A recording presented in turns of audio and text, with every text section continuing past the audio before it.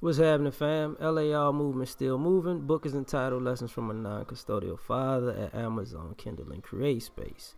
Link will be in the description box below, as usual. This video is entitled Unprepared for Death. We're going to try this again. Okay, I made the video. Something happened to the audio. So basically, this is what happens.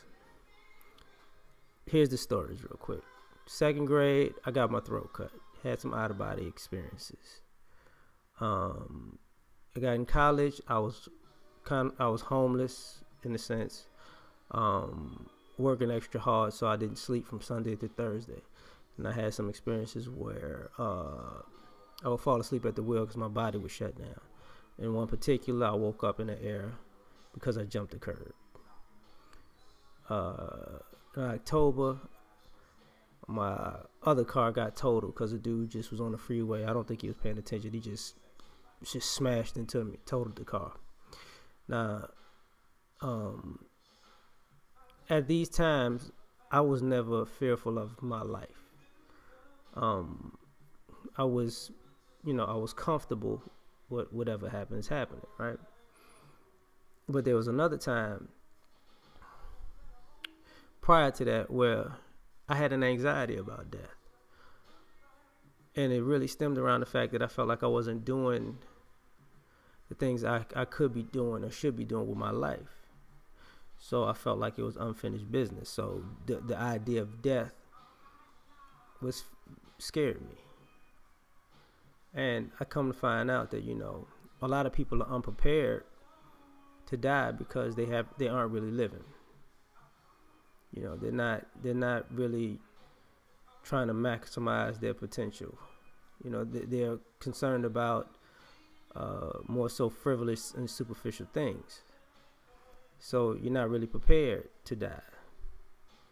Not only that, you haven't prepared the people around you for if you pass away. And that's also a fear because we always act like we got time, which we don't. We don't get to tell the universe that we got time. That's just the root. All you have is today. That's the truth of it. Tomorrow isn't promised, and because I've had near-death experiences, I understand that tomorrow isn't promised. I can't just sit here and say, oh, I got tomorrow. Now, don't get it twisted. I'm a long-term thinker, so I have a long-term plan. And to see that long-term plan through, I have to be disciplined and vigilant about doing the little things from today to tomorrow, if tomorrow comes. But a lot of people aren't like that, and I've noticed this. A lot of people don't want to. I brought up in the other video, last year my dad was living with me, and he was sick. He's still sick, actually. And I was saying that, I had to tell him that, if you keep doing what you're doing, you're gonna die, and nobody might be around at the time to save you if you mess around and pass out. And he was like, he teared up a little bit, like, don't say that, don't put that on me. And I'm like, I'm just telling you the reality. And for me, it dawned on me that, my father's afraid to die because he didn't live his life properly. So he's scared of the finality of death, in a sense of it looks like he wasted his time here. And I get that's why some people aren't prepared or unprepared for death, because they actually haven't utilized their life properly. And what I mean by that is they haven't had an impact in other people's lives. They have failed at some things because they were chasing impulses or hedonism and stuff like that. So a lot of people aren't prepared. Like, a lot of people have an issue with that, And it's sad, but the reality is we all gonna die. That's the reality. And if you can't prepare for that, I don't know what to tell you. Um, I've had my experiences, and I've talked about them before too. Where my best friends are dead. I have best friends that are alive, but my numero uno, my number one and number two, they're dead. The people that I will call and talk to every day, they've been dead for over a decade. But those people will come to me in my times of need, in my dreams. To let me know that things are gonna be all right, or to let me know to not go in a certain direction. Because I'm not gonna lie, when my homeboy, my best friend, died, I really wanted to do something bad to somebody, but he told me to let it go. So that's what I did. When my grandmother died, they died 2 weeks apart, so it was really a rough month,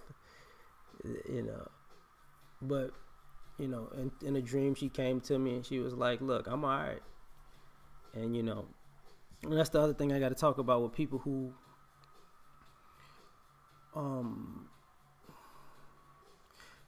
live righteously. They have those spiritual experiences where they have their ancestors talk to them. Like, and I've heard this numerous times from people who are older, who have lived right, and who lived good lives, who were good people, that people will come and visit them before it was their time to transition. And a lot of people don't, and a lot of people are scared because they don't get that, because you're probably not doing right by somebody. You're probably not doing the right things in life. And it scares you of the finality of death. Not necessarily the heaven and hell part, because I really don't think people take heaven and hell seriously, in my opinion, because everybody thinks they have time to fix their actions. So I think people, live under that fallacy that, God forgives everything, and, I can do whatever I want, and then one day say I'm sorry, and it's fixed. And that's not true. That's not true at all. But you can't, you can't tell people much. But the other thing about that is, that's part of the reason why people are unprepared, because of the work it takes to rectify the wrongs, of the work it takes to set something in motion for the next generation to benefit from. Is why sometimes people are unprepared for death, because of the legacy that they did or did not leave behind. It's interesting. It's very interesting. When you see a funeral procession pass, and it's a lot of cars, you got to look at the type of people that's in those cars following. You got to look at the people that person has touched in a positive way, and you'll see, they probably were prepared. You don't have to have all this fanfare when you go, but you do have to be comfortable with it. Like, and I brought up my old man about that, because I know of older people who, now they're trying to figure out, their last hurrah to rectify all of their wrongs, because they're unprepared for death. They're scared as hell. They're scared to death because, they know they can see more of their past than they see their future, and they can look at their past and see what it has, what kind of legacy they left.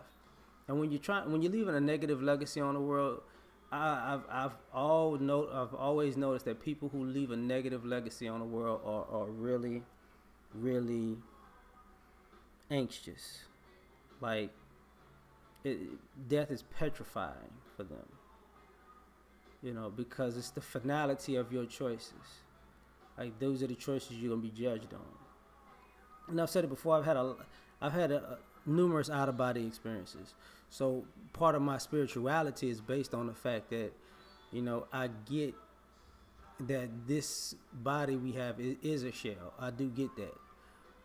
Other people say they get it, but they haven't had the experiences to really solidify that belief. You know what I'm saying? Some people might call it astral projection. Some people might call it, being in tune with this and that. But, or dreams. Like I've had premonitions or what you call it, precog. I've had those things where I dream about things and then they wind up they come true exactly the same way. And I think spirituality has to do with being in tune with time, because if you can dream of the future and cause I have numerous deja vu moments, and honestly that makes me know that either I'm on the right track or on the wrong track when I start having those moments of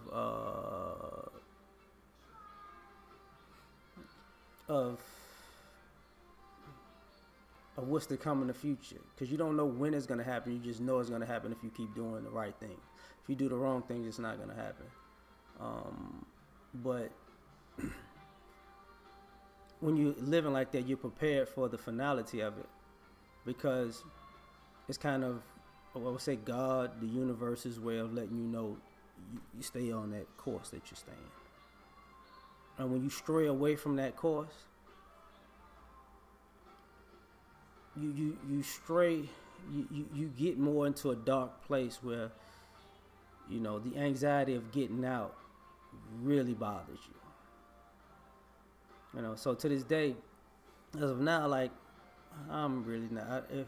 If death happens, it happens. I'm not rushing it by no means, but I'm prepared. I'm not trying to talk it up though. I can feel it. Like, yeah, this ain't a Tupac moment. But I think a lot of people are unprepared for it because they're not really living their true life or living or being their true self, and the clock is ticking. So hopefully this video's audio doesn't crash. We out.